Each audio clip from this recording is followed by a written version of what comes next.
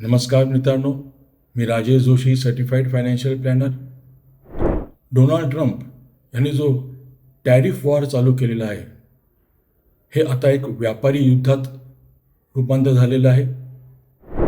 सर्व जग अस्थिरतेकडे वाढत चाललेलं आहे, जात चाललेलं आहे. जे गुंतवणूकदार आहेत ते संभ्रमात आहेत. कुठे गुंतवणूक करावी काही कळत नाही आहे. हे जे टॅरिफ वॉर सुरू केलं त्याच्या अगेन्स्ट US सुद्धा सामान्य नागरिकांनी निदर्शनं सुरू केलेली आहेत. कारण का त्याला जे वाटतं आहे, ट्रम्पना जे वाटतं आहे की फक्त अमेरिकेला फायदा होईल, त्याचा फायदा शक्य नाही आहे, हीच तिकडली जनता सांगते.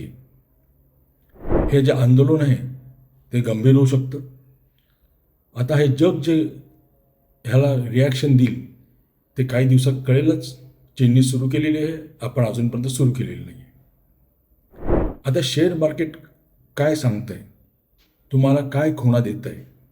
आज निफ्टी जवळजवळ 800 पॉईंटनी खाली उघडला. इंडिया व्हॉलेटिलिटी इंडेक्स जो आहे, इंडिया विक्स, हा 20% वाढला. जो कोरोनानंतरचा अस्थिरता निर्देशांक आज पहिल्यांदा दिसत आहे.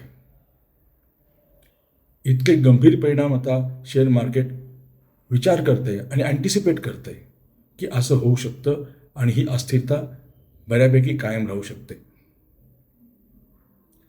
ह्याचं संपेल कधी काही सांगता येणार नाही. व्यापारी युद्ध याला बाकीचे देश कसा प्रतिसाद देतील हेही काही सांगता येणार नाही. तर सामान्य गुंतवणूकदारांनी काय करावं, एक लक्षात ठेवा.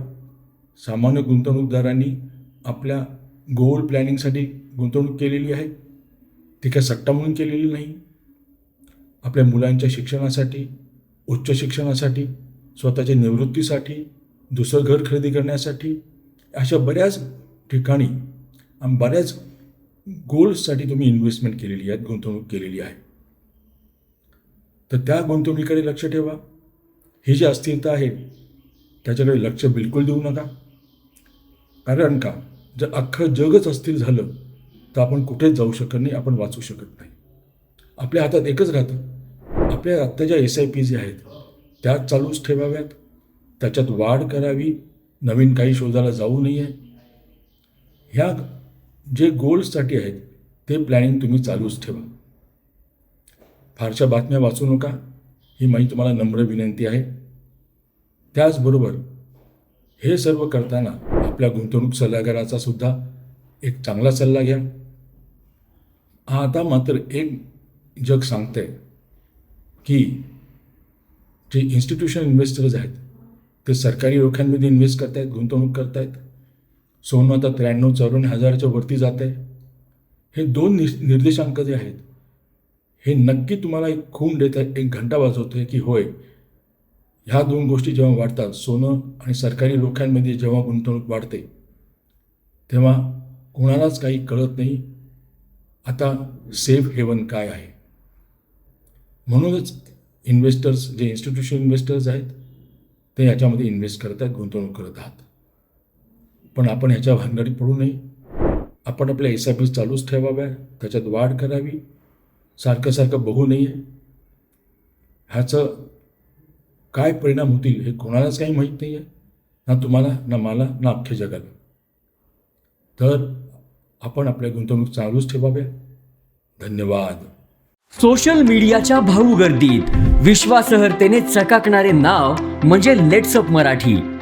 सगळ्यांना, सगळ्या नागरिकांना ती स्पीच, ती लेट्सअप वरील मुलाखती म्हणजे विचारांचा खजिना. त्यानंतरच्या निवडणुकीमध्ये मला सोडून गेले. बातम्या केवळ वस्तुस्थिती सांगणाऱ्या, न प्रोपगंडा, फक्त जनतेचा अजेंडा. क्योंकि आने वाला कल जाने वाला है, जाने वाला कल आने वाला है. राजकारण, मनोरंजन असो की क्रीडा क्षेत्र, महाराष्ट्राची स्पंदने संवेदनशीलतेने टिपणारे माध्यम म्हणजे लेट्सअप मराठी. जगासोबत एक पाऊल पुढे राहण्यासाठी लेट्सअपचे ॲप, सोशल मीडिया आणि वेबसाईट सोबत कनेक्टेड रहा.